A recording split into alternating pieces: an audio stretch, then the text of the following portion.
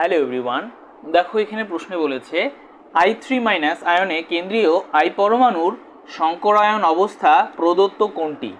তার মানে এগুলোর মধ্যে আমাকে চেক করতে হবে, মানে I3- যে রয়েছে তার কেন্দ্রীয় পরমাণু যে রয়েছে তার সংকরায়ন অবস্থাটা কি সেটা চেক করতে হবে। চলো করা যাক। I3- এটা মানে হচ্ছে গিয়ে 3টে I, তাই না?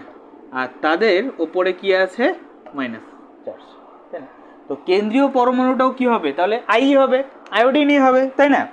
তো এবার তাহলে এর সংকরায়ন অবস্থা বের করব। কি করে বের করব? সেই আগের সূত্র দিয়ে, H = half of V plus X plus A minus C।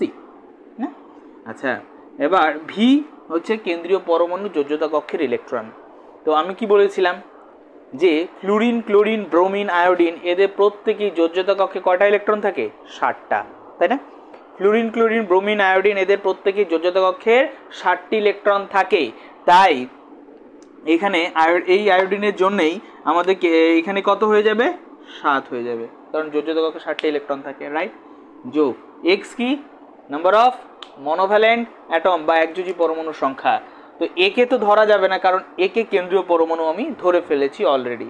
তাহলে এ একটা মনোভ্যালেন্ট অ্যাটম, এ একটা মনোভ্যালেন্ট অ্যাটম, তাই এরা দুজনকে কাউন্ট করতে হবে। এরা মনোভ্যালেন্ট অ্যাটম, দুটো মনোভ্যালেন্ট অ্যাটম। একে কিন্তু কাউন্ট করা যাবে না, কারণ একে কেন্দ্রীয় পরমাণু হিসেবে ধরে ফেলেছি আমি। তাহলে এরা দুজন কিন্তু মনোভ্যালেন্ট অ্যাটম, রাইট? তাহলে কটা হলো? 2, রাইট? যোগ এ কি?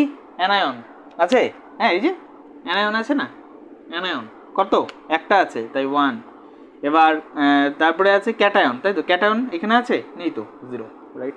তাহলে কত হবে? হাফ অফ 7, 8, 9, 10, তার মানে সরি 10 মানে 5, সো হয়ে যাবে sp3d, তাই না? কারণ আমি বলে দিয়েছিলাম যদি হাইব্রিডাইজেশন নাম্বার 2 হয় তাহলে হয়ে যাবে sp3, হলে sp2, 4 হলে sp3, 5 হলে sp3d, 6 হলে sp3d2।